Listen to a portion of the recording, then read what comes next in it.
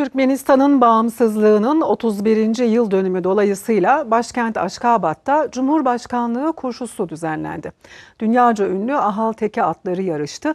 Dereceye girenlerin ödülleri Türkmen lider Serdar Berdimuhamedov tarafından verildi.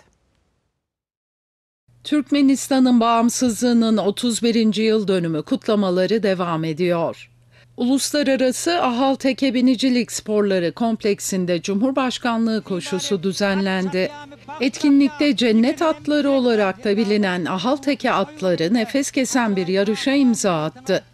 Yarışları Türkmenistan Devlet Başkanı Serdar Berdimuhamedov başta olmak üzere bakanlar, milletvekilleri, kamu kurum ve kuruluşlarının temsilcileri de takip etti. Düzenlenen 7 ayrı yarışın her birinde 8 ila 12 safkan Ahal Teke Türkmen atı koştu. Büyük ödülün verildiği 2200 metrelik final koşusu heyecanlı anlara sahne oldu. Yarışta Bezirgan isimli at, Cumhurbaşkanlığı koşusunun galibi oldu. Büyük ödülü almaya hak kazanan Aga Muradov'la diğer jokeyler ödüllerini Devlet Başkanı Serdar Berdimuhamedov'un elinden aldı. Bağımsızlık Bayramı'ndan sonra her yıl düzenlenen Cumhurbaşkanlığı koşusu ülkenin en önemli yarışı olarak biliniyor.